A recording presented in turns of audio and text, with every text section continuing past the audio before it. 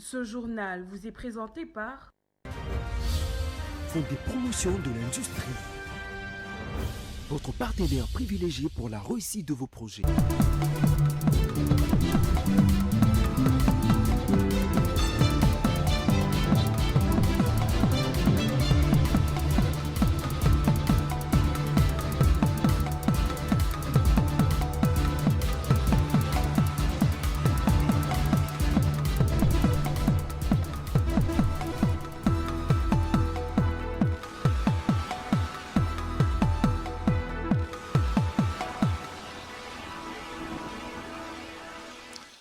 Merci de votre fidélité à Géopolis Télévision. Bienvenue à cette session d'information. Madame, Messieurs, voici les titres de l'actualité de ce mercredi 18 juin.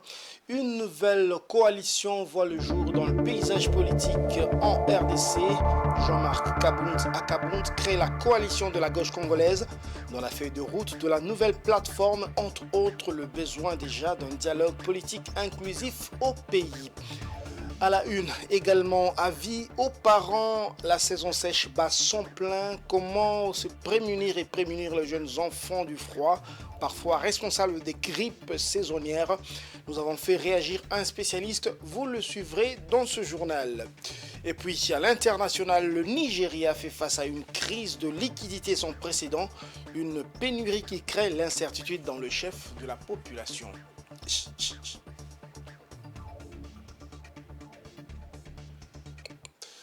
Je le disais en titre, la RDC voit naître une nouvelle coalition, la coalition de la gauche congolaise créée par Jean-Marc Akabound.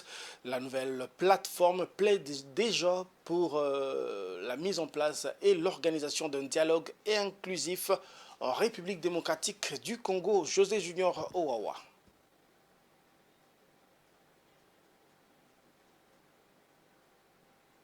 Plein à craquer, décoré aux couleurs de la vingtaine des partis membres de la coalition de la gauche congolaise, Jean-Marc Akabound fait son entrée sous les ovations de l'assistance. Accolade avec les alliés de la coalition, Akabound prend ses quartiers à cette tribune réservée. Après le déroulé de l'historique de la CGC, le leader de la plateforme prend la parole pour fixer l'opinion. La CGC est l'expression de la rupture radicale avec le pratique d'un passé qui nous a longtemps asservis. Loin d'être une coalition conjoncturelle, la CGC dispose d'une offre politique à soumettre aux Congolais. À cet effet, 6 piliers fondamentaux, l'armée, la police, les services de sécurité, la justice, l'administration publique et la diplomatie constitueront sa partie métaphysique. Consciente des enjeux de l'heure, la coalition plaide pour un dialogue national inclusif.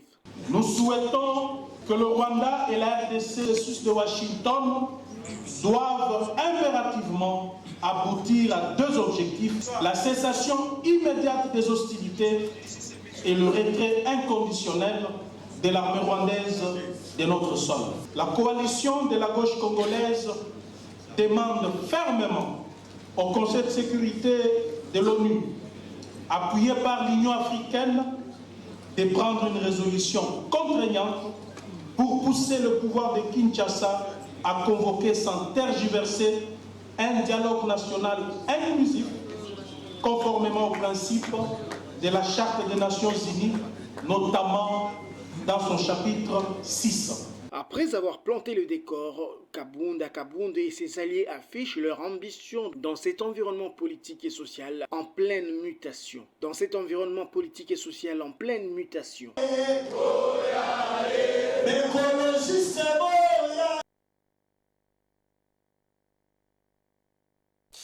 Une brève dans ce journal, Constant Moutamba, désormais ex-ministre de Justice, il a rendu son tablier afin de faire face à la justice.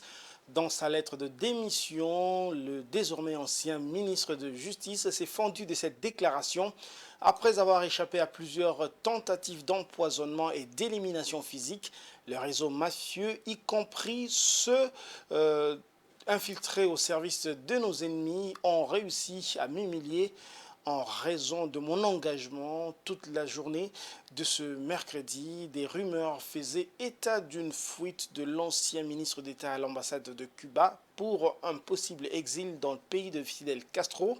Contacté, l'ambassadeur Jesus del Almo Fernandez a démenti cette information. C'est donc une information que vous pourrez retrouver dans nos prochaines éditions avec beaucoup de détails. Autre chose dans le secteur de la justice, Maître Kabengela revient sur les arrêts de la Cour constitutionnelle. L'avocat revient sur les décisions en matière justement de contentieux électoraux, mais aussi en matière répressive. On peut suivre le commentaire de Patience Lokeke. C'est autour du thème « Les arrêts controversés de la Cour constitutionnelle, forces et faiblesses » qu'une conférence scientifique s'est tenue mardi 17 juin à Kinshasa, organisée par le cabinet Kabengela. Animée par Maître Kabengela, avocat et chercheur, cette conférence a porté sur plusieurs arrêts rendus par la Cour constitutionnelle, notamment en matière de contrôle des constitutionnalités, des contentieux électoraux et en matière répressive. Dans sa communication, Maître Kabengela a reconnu que la Cour rend des arrêts juridiquement fondés. Toutefois, il a également pointé du doigt le manque de motivation solide, ce qui, selon lui, dans certaines décisions, ce qui, selon lui, peut mettre en doute la compétence de la Haute Cour. Nous avons choisi 3 catégories d'arrêts, ceux rendus en matière de compte, ceux rendus en matière répressive, ainsi que ceux rendus en matière électorale, où nous avons relevé le travail que fournit notre Cour constitutionnelle en rendant des arrêts d'orientation. Mais en même temps, nous ne sommes pas empêchés de relever qu'il y a certains arrêts qui souffrent de défauts de motivation et qui sont à revoir pour assumer la compétence de la Cour constitutionnelle. Donc aujourd'hui, avec mon cabinet, nous avons voulu organiser cette conférence débat pour partager cette gymnastique citoyenne avec nos compatriotes. À propos de l'affaire Matata Ponyo, Maître Kabengela estime que sa légitimité à poursuivre un ancien Premier ministre pour des faits commis dans l'exercice de ses fonctions. Il a rappelé que selon la Constitution, les présidents de la République et le Premier ministre ne peuvent être poursuivis que pour les faits commis durant leur mandat et selon une procédure spécifique. Cette conférence a permis d'ouvrir les débats sur la nécessité de renforcer les rigueurs juridiques et la transparence dans les décisions de la Cour constitutionnelle.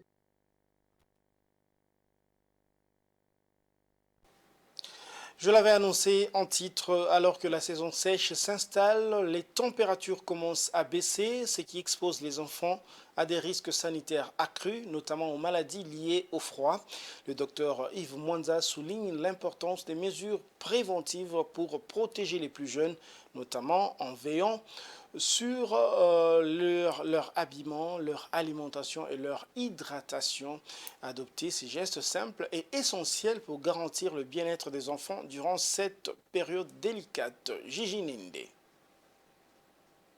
Avec l'arrivée de la saison sèche, les températures peuvent chuter brusquement, mettant en danger la santé des plus jeunes. Les enfants, en raison de leur système immunitaire encore en développement, sont particulièrement vulnérables aux maladies liées au froid. Il est donc crucial, selon le docteur Yves Mwanza, d'adopter des mesures préventives pour les protéger et garantir leur bien-être sanitaire. Premièrement, le matin, laver les enfants avec de l'eau tiède.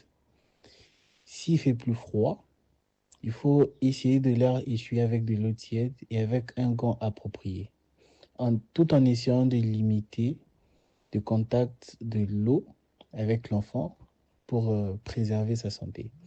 Deuxièmement, vêtir les enfants avec des vêtements qui vont le tenir à chaud, surtout pour les nouveau-nés. C'est eux qui sont le plus fragiles. Il faut leur vêtir de pulls à manches longues, un bas qui va recouvrir leurs pieds, des chaussettes, et de gants et surtout des bonnets. Troisièmement, côté alimentation, il faut être catégorique. Pas des boissons froides, pas des glaces ou autre chose, aliments qui peuvent irriter la gorge. Parce qu'en saison sèche, il y a une maladie qui revient plus souvent. C'est plus les infections de la gorge qui se manifestent par l'angine et tout ça. Et quatrièmement, éviter de leur exposer dans des endroits à basse température. S'il y a la climatisation à la maison, vaut mieux l'éteindre pour les petits qui sont fragiles. Éviter les ventilateurs si possible. Vraiment essayer de limiter l'enfant à de basses températures. Ce n'est pas bien pour leur corps. De plus, une attention particulière doit être portée à l'alimentation et l'hydratation des enfants durant cette période. Il est aussi important de veiller à ce qu'ils boivent suffisamment d'eau, même si la sensation de soif peut être moins présente en saison sèche. En adoptant ces gestes simples, les parents contribuent à protéger les enfants des rigueurs de la saison sèche et leur permet de passer une saison en toute sécurité.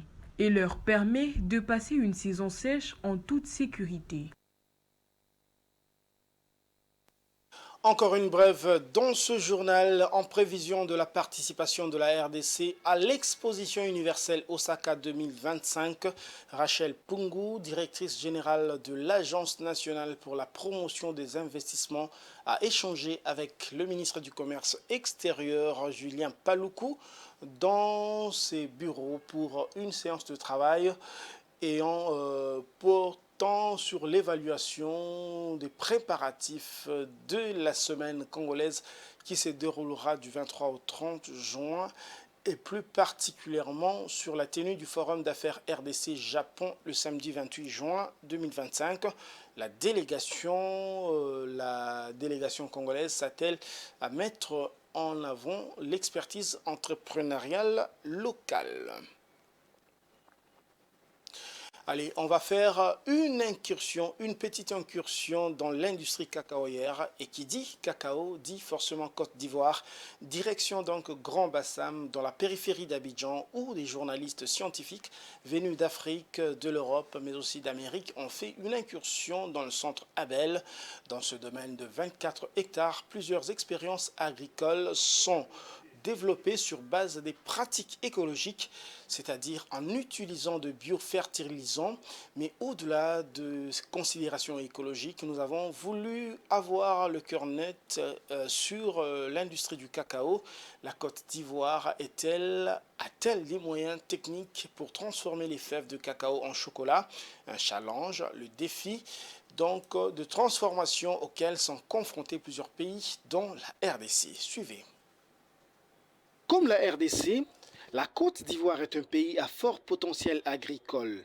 Ce secteur repose essentiellement sur la culture du cacao. Au centre Abel, dans la périphérie d'Abidjan, la culture du cacao est associée à celle du moringa. L'objectif est d'apporter de nutriments au sol afin de mieux nourrir le cacaoyer. Le professeur Diabaté explique. Le moringa, c'est une légumineuse. Donc c'est une combinaison qui est vraiment bénéfique pour les deux cultures. Le cacaoyer, c'est une plante d'ombre qui préfère l'ombrage. Et le moringa est une légumineuse qui apporte de l'azote au sol. Donc l'association de ces deux cultures-là sont bénéfiques tant pour le cacaoyer et aussi pour le moringa. Et pour l'agriculteur, c'est bénéfique aussi parce qu'il peut avoir du cacao déjà pour vendre et le moringa aussi, il peut l'utiliser. Plus que la culture du cacao, le pays ressent le besoin de transformer localement ses produits, matière première du chocolat. Un défi que la Côte d'Ivoire relève. Nous avons rencontré un cadre de la société Choco Plus qui explique le procédé. On achète déjà les fèves de cacao qui sont séchées. Donc chez le producteur, il a les cabosses de cacao qu'il va traiter, donc c'est-à-dire il va les ouvrir, il va récupérer ces fèves qu'il a à l'intérieur de ses cabosses, qu'il va faire fermenter. Après la fermentation, il va les faire sécher. Donc c'est après l'étape du séchage que nous on va passer maintenant à l'achat. Donc une fois qu'on a ces fèves qui sont déjà cadrées, c'est-à-dire sont enseignés dans le processus de transformation déjà du cacao, jusqu'à ce que ce cacao-là devienne des fèves de qualité. La Côte d'Ivoire produit donc du chocolat composé de 60% du cacao et 40% du sucre. L'entreprise Choco Plus traite 4 à 5 tonnes de cacao chaque année. Bien que la Côte d'Ivoire transforme localement sa principale matière première, le processus est un challenge. Pour comprendre la nature du défi, direction le Centre national de recherche agronomique où nous avons rencontré le directeur scientifique de l'institution qui explique. Alors, le CNRA aide à la transformation en développant des variétés avec des qualités technologiques qui aident à la transformation. Et puis, en prenant en compte des qualités sensorielles et des teneurs en matière grasse qui sont des critères très recherchés au niveau de la transformation. Voilà comment le CNRA aide la transformation du cacao.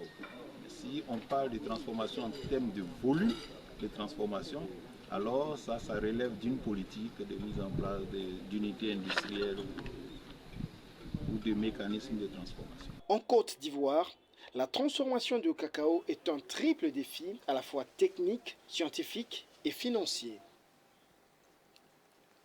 De l'économie, parlons actuellement du numérique pour vous faire savoir que depuis l'avènement des réseaux sociaux en République démocratique du Congo, nombreux sont ceux qui ne se privent plus de publier en ligne des sextapes de propos injurieux ou malveillants à l'égard d'autrui. Pourtant, ces actes constituent des infractions selon la loi congolaise qui protège la vie privée et condamne toute atteinte à celle-ci. Le point avec Rosie Chioyo. Suivez.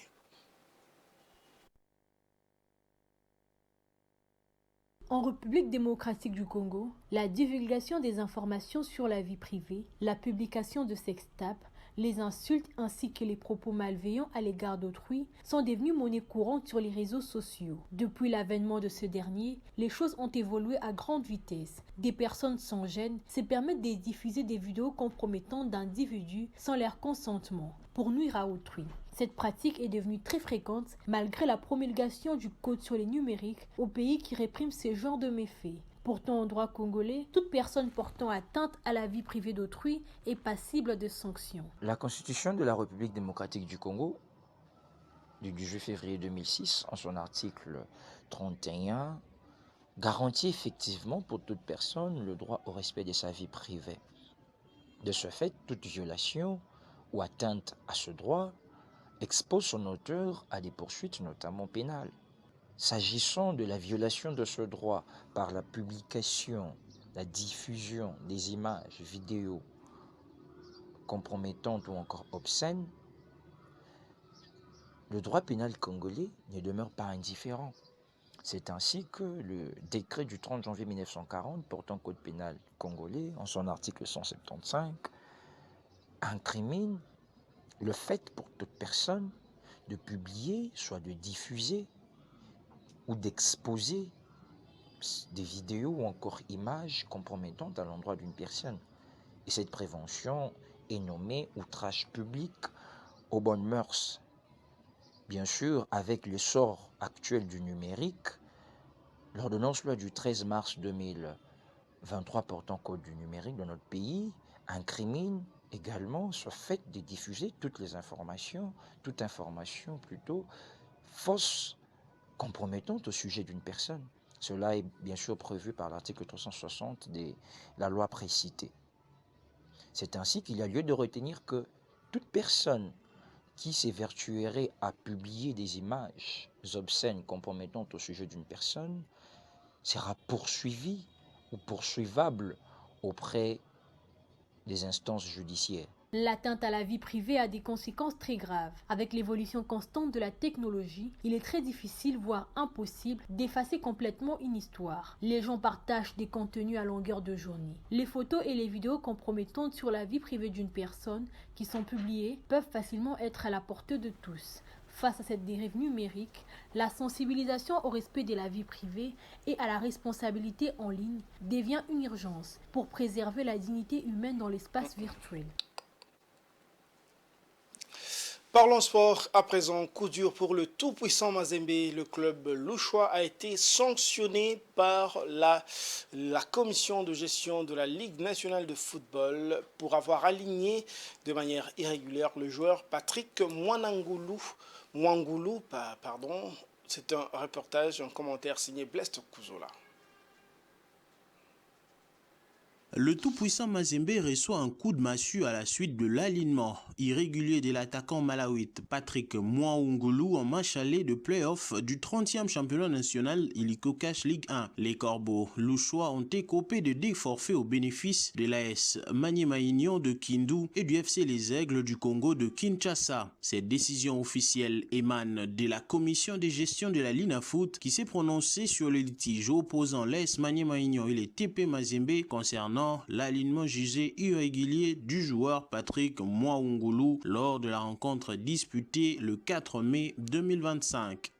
Si le forfait devant les Aigles du Congo ne représente pas grand-chose, vu que Mazembe avait perdu la bataille sur l'aire de jeu 1 contre 3, celui contre l'AS Maniema Union est conséquente car elle amenuise les chances de Corbeau dans la course au titre et permet à Maniema Union de rester en course pour le sacre. Signalons que l'attaquant malawite Patrick Mwangulu avait libéré les Corbeaux face au Kambelembele de Kindu sur un coup franc magistral au stade des Martyrs le 4 mai dernier.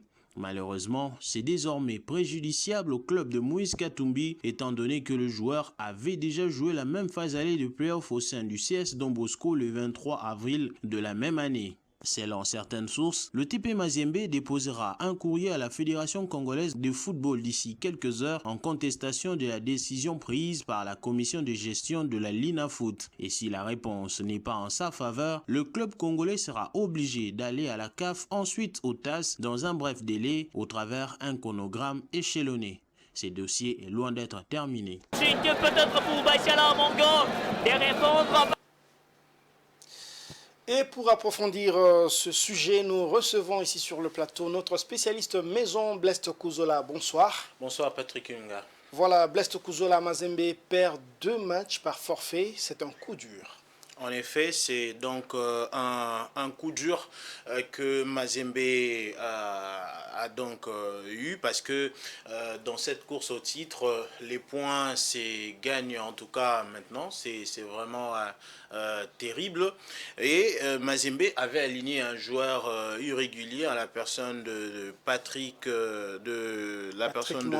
Mwangulu, le Malawite, qui jouait d'abord pour le compte de l'équipe de Don Bosco avec un dossard 18, toujours dans le play-off en cette phase aller, et puis il est venu jouer avec Mazembe avec le dossard 7 et ayant déjà joué avec une équipe malawite toujours dans la même saison, donc ça faisait 3 clubs et c'était irrégulier de pouvoir faire jouer un joueur dans 2 équipes différentes dans une même compétition et surtout que c'était toujours le play-off aller et cela a causé de problèmes. Voilà pourquoi la Linafoot, ayant fait ses enquêtes, a jugé bon de pouvoir infliger ces forfaits de Patrick du TP Mazembe face à Maniema Union, Patrick Mwangulu, qui avait d'ailleurs marqué face à Maniema Union dans cette rencontre-là qui s'est jouée à Kinshasa. Donc c'est quand même un coup dur pour cette équipe qui devra essayer de se relancer quand on sait que le championnat, il ne reste plus que quelques matchs. Voilà, c'est un coup dur pour les Noirs et Blancs, comme vous venez de le dire. Mais est-ce que cette décision peut-elle influer dans la course finale au titre? Oui, en effet, parce que Mazembe avait reculé jusqu'à la 6e position au classement, alors qu'ils étaient à la 4e place. Là maintenant, avec leur victoire d'aujourd'hui face à DCMP, au dernier monté un peu 2-0, Mazembe qui est maintenant 4e avec 25 points, très loin devant les Aigles qui a 31 points, Lupopo 30 et Maniema Union qui en compte 28. Ça va quand même être une course contre la montre pour Mazembe alors qu'il ne reste que 3 matchs, sachant que le championnat va s'arrêter le 26 et la Linafoot a donc programmé certaines rencontres qui vont se terminer en tout cas le 26. Donc c'est à Mazembe de batailler durement et aussi pour que prochainement il n'y ait plus de telles erreurs administratives. D'ailleurs, pour cette erreur-là, on a suspendu le secrétaire général adjoint de Mazembe, M. Hilaire, qui a écopé de 3 mois de suspension et d'une amende de $100. Donc on va un peu observer pour voir qu'est-ce que ça va donner, parce que Mazembe ne dépend plus de lui-même, il dépend maintenant de ses différents concurrents et doit tous les battre et espérer aussi que ses concurrents puissent perdre 2 points. Les Badiangwena ont du pain sur la planche, comme on dit. Merci Vles Kouzalapo pour cette enrichissante intervention. Je vous remercie, monsieur. Voilà, on va poursuivre toujours dans le domaine du sport. 30 léopards dames sont présélectionnés pour le stage bloqué en Algérie avant la compétition proprement dite qui débutera le 5 juillet. Ce sera au Maroc. C'est ce qu'indique cette liste publiée par le sélectionneur principal de cette équipe nationale, Hervé Happy. Blest Kouzola, encore une fois. Les dames sont présélectionnées pour le stage bloqué avant la compétition proprement dite qui débutera le 5 juillet prochain au royaume chérifien. C'est ce qu'indique cette liste publiée par le sélectionneur principal de cette équipe nationale, Hervé Happy. Ayant hérité le même groupe à la CAN féminine que le Maroc, le Sénégal et la Zambie, les léopards dames entameront la compétition le 6 juillet prochain face aux Sénégalaises. Voici la liste de présélectionnés. Gardienne, Fidéline Goyi, Ruth Kondé, Janae Longo. Défenseur, Bélange Vukulu, Emeraude Mawanda, Dani Ngoyi, Exaucé Kizinga, Crystal Iyombe, Naomi Kambala, Esther Silouvangi. Milieu de terrain, Beni Koubiena, Marlène Kassage, Sarah Yasongamo, Fallon Pambani, Ruth Boulala, Eva Soumo, Esther Babouadi, Francesca Luea, Grace Mfwamba, Dorcas Vangu. Attaquante, Naomi Kabakaba, Ruth Kipoy, Esther Dikisha, Gloria Mabomba, Deborah Ngalula, Anastasie Soulak, Merveille Kanjinga, Olga Masombo, Flavine Mawete et Joy Kimwemwe. Place à présent à la page internationale.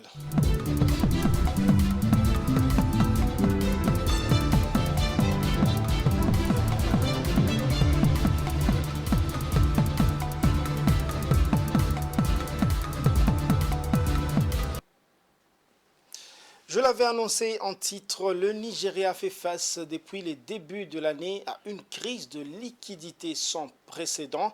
Une pénurie et l'argent devient une denrée rare, paralysant l'économie et plongeant une grande partie de la population dans l'incertitude. Les tentatives de la Banque centrale pour injecter des fonds peinent à inverser la tendance, laissant le pays dans une dérive. Francine Moukeba pour plus de détails. En 2025, le Nigeria traverse une crise de liquidité d'une ampleur sans précédent. Malgré les tentatives de la Banque centrale du Nigeria pour injecter des fonds dans les systèmes bancaires, les effets tardent à se faire sentir, laissant une grande partie de la population dans la tourmente, en particulier les acteurs de l'économie informelle. Dans un climat économique déjà fragile, les premiers indicateurs financiers de l'année relèvent l'ampleur de la crise qui secoue le Nigeria. Selon les sites d'information légites, les banques commerciales nigérianes ont emprunté plus de 8,2 milliards de naira, soit 2 milliards de francs CFA auprès de la Banque centrale durant les 17 premiers jours de l'année afin d'atténuer la pénurie de liquidités qui paralyse l'économie. Mais sur le terrain, les effets de ces injections tardent à se faire sentir et la population éprouvée appelle le gouvernement à agir rapidement. Alors que la pénurie de liquidités continue d'asphyxier l'économie nigériane, c'est tout un pan de la société qui vacille. Pour éviter que cette asphyxie devienne chronique, il faudra plus que des ajustements techniques, une refonte profonde du système financier, un soutien réel à l'économie informelle et surtout une volonté politique ferme doit être envisagée pour reconstruire une économie plus équitable et résiliente. En 2024, une cinquantaine de PME sénégalaises ont été créées au Congo-Brazzaville sur un total de 46 000 nouvelles entreprises grâce notamment à un programme de formalisation économique selon le Premier ministre Anatole Kolinemakosso. Cette initiative vise à structurer l'économie et à dynamiser les échanges inter-africains entre Dakar et Brazzaville. Suivez.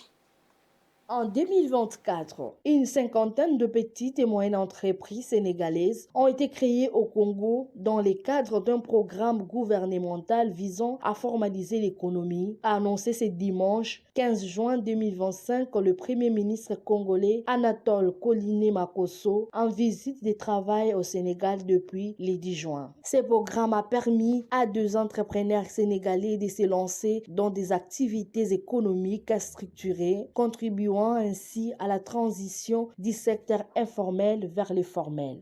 Les processus de création de ces entreprises s'inscrivent dans un programme plus large visant à encourager la formalisation des activités artisanales et commerciales au Congo, offrant ainsi un cadre propice en facilitant l'accès à des structures légales et pérennes pour les petites entreprises. Les autorités congolaises espèrent que cette dynamique s'étendra davantage d'entrepreneurs sénégalais présents au Congo. Ce programme fait également partie d'un effort plus vaste pour renforcer les échanges économiques et la coopération entre le Congo et le Sénégal. Le Premier ministre congolais, en visite officielle au Sénégal, a souligné l'importance de réactiver les accords bilatéraux existants et d'en signer de nouveaux, notamment dans les domaines économiques et culturels. Il a également évoqué la nécessité de soutenir les ressortissants sénégalais et congolais vivant dans les 2 pays pour renforcer les liens entre les 2 nations africaines.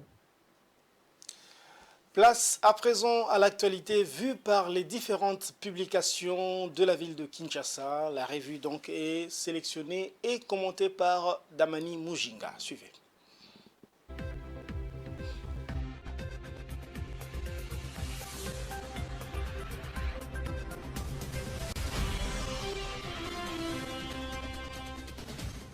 Mesdames et messieurs, bonsoir, bienvenue dans cette revue de presse. L'affaire du ministre de la Justice Constant Moutamba a fait la une des journaux parus ce mercredi 18 juin 2025. Le journal titre « Moutamba jette l'éponge, la justice congolaise perd son ministre dans la tourmente ». Coup de tonnerre à Kinshasa, Constant Moutamba, ministre de la Justice, a déposé sa démission dans un contexte explosif éclaboussé par un scandale de détournement de 29 millions de dollars, interdit de quitter la capitale, visé par une enquête judiciaire et lâché par l'Assemblée nationale, le garde des Sceaux quitte le gouvernement dans la tourmente, une sortie réticente qui secoue le sommet de l'État et relance le débat sur la corruption au sein du pouvoir. Une déflagration politique, la démission de Moutamba affaiblit un peu plus la coalition gouvernementale qui fait face à des critiques croissantes en matière de gouvernance et de lutte contre la corruption. Cette affaire risque également de raviver les tensions politiques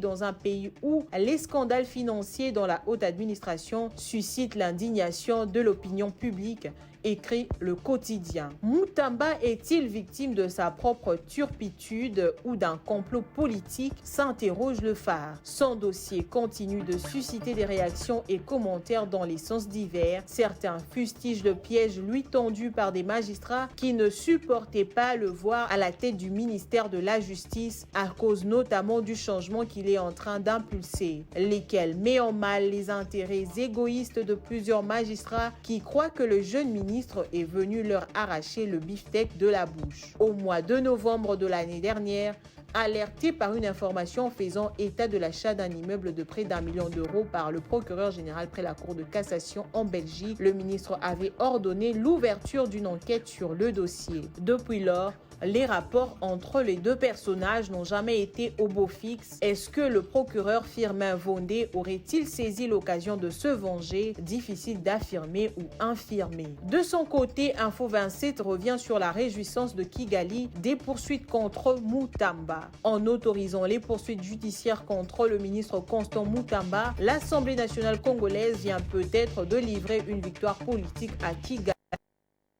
au détriment de sa propre cohérence stratégique. Car si la justice doit suivre son cours, encore faut-il s'interroger sur le calendrier, les motivations et surtout les bénéficiaires politiques d'une telle décision. Et l'un d'eux n'a pas tardé à se réjouir bruyamment dans un message jubilatoire publié sur les réseaux X. Le chef de la diplomatie rwandaise n'a pas caché son exultation. Je cite, quand l'excès de populisme, de xénophobie, d'idéologie du génocide et de haine anti-Rwanda vous reviennent dans la figure en boomerang. À Kinshasa, au lieu d'y voir un signal d'alarme, certains préfèrent se réfugier derrière la procédure parlementaire. Il est permis, voire nécessaire de soupçonner une instrumentalisation politique dans une période où la guerre d'influence fait rage. Et lorsque les ennemis de la République jubilent, c'est que l'on a peut-être sacrifié un soldat utile. Sur un autre sujet, EcoNews parle de l'alerte de l'ONU sur la situation des droits de l'homme dans l'est de la RDC, qu'elle qualifie de grave et alarmante. La situation dans l'est de la RDC est grave et alarmante, a alerté lundi le chef des droits de l'homme de l'ONU, présentant devant le Conseil des droits de l'homme des Nations Unies à Genève la mise à jour orale de la mission d'établissement des faits sur la RDC. Volker Turk a décrit des violations et atteintes aux droits humains d'une ampleur et étendue effroyable. Entre arrestations arbitraires, exécutions sommaires et extrajudiciaires, violences sexuelles et incertitudes budgétaires, les conclusions préliminaires de la mission d'établissement des faits montrent une apparente absence totale de considération pour la protection des civils pendant et après les opérations militaires. Terminons avec le potentiel. Le gouvernement dresse le bilan officiel du naufrage de Bikoro et des inondations à Kinshasa. Au total, 48 corps repêchés et inhumés, 46 personnes secourues, 107 portées disparues et 29 morts. C'est le bilan officiel cumulé présenté par le gouvernement à travers le ministère de l'Intérieur, Sécurité, Décentralisation et Affaires coutumières à la suite de 2 catastrophes majeures survenues entre le 11 et 14 juin 2025. Ce bilan a été communiqué à l'issue d'une réunion de crise tenue le dimanche 15 juin avec les services impliqués dans la gestion de ces événements tragiques. Les 2 drames évoqués concernent d'une part le naufrage survenu près de Bikoro dans la province de l'Équateur et d'autre part les fortes pluies qui ont provoqué les inondations meurtrières dans la ville de Kinshasa. Fin de cette revue de presse. Au revoir.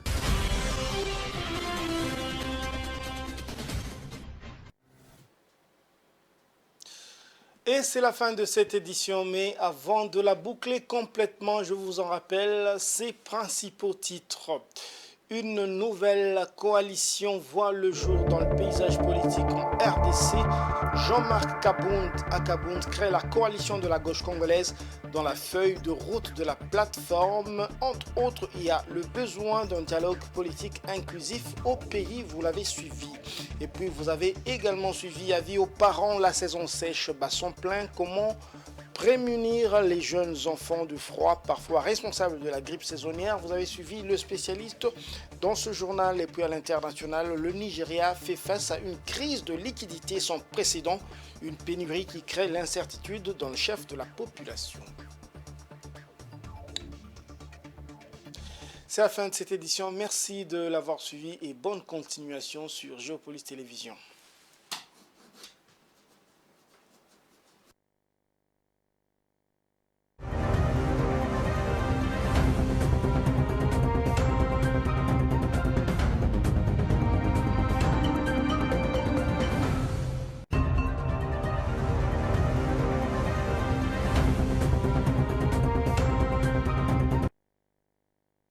Ce journal vous a été présenté par Fonds des promotions de l'industrie. Votre partenaire privilégié pour la réussite de vos projets.